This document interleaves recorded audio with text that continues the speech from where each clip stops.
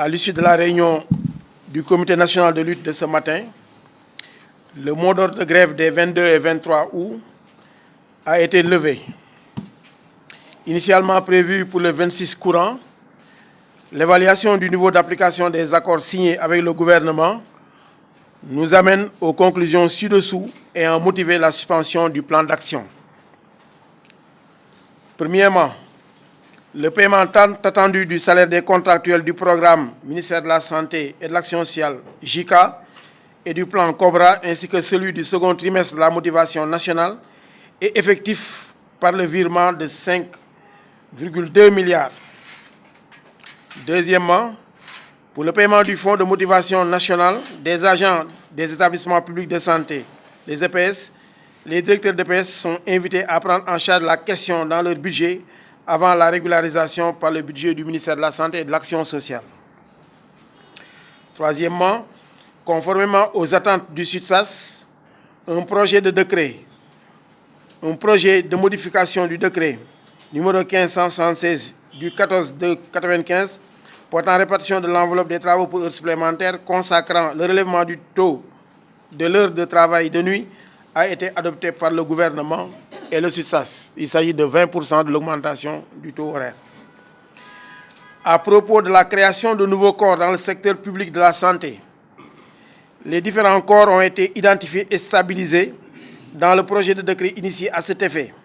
Il y aura un corps des administrateurs, un corps des ingénieurs de travaux, un corps des conseillers, soit en action sociale ou en santé, et un corps est dans les domaines du management des soins infirmiers obstétricaux et aussi dans le domaine de la santé communautaire.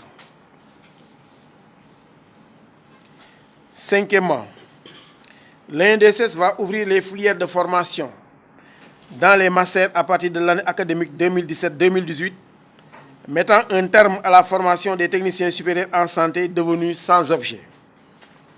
Sixièmement, régularisation de la situation administrative des techniciens supérieurs.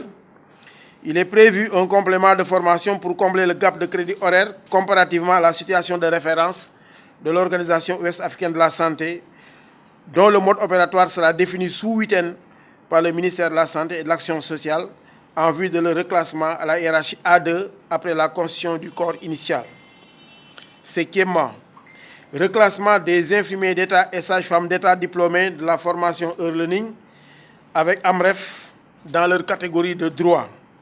Les actes y afférents sont encore attendus par le ministère en charge de la fonction publique pour le traitement diligent du dossier, parce que le ministère de la Santé a dit avoir traité les dossiers. Huitièmement, recrutement des cadres en santé communautaire sortant des universités, par exemple Bambey.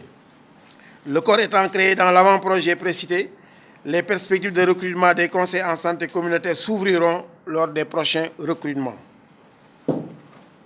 Neuvièmement, recrutement des prestataires des établissements publics de santé.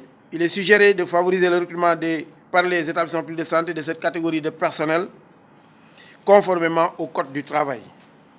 Les autres points du protocole d'accord du 8 août 2017 faisant l'objet d'un suivi régulier avec le gouvernement, le comité national de lutte recommande aux camarades de rester vigilants et mobilisés pour leur satisfaction. Ce qui est important, c'est lorsqu'un préavis est déposé, que les acteurs puissent être convoqués et que des discussions puissent être enclenchées, que les problèmes puissent être adressés et que des solutions puissent être trouvées.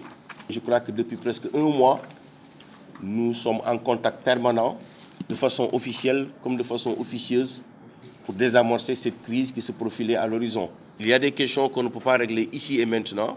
L'objectif sera de suivre la mise en œuvre de cette question. Il y a eu des accords forts sur ces questions. Maintenant, pour la mise en œuvre, ça ne peut pas se faire aujourd'hui.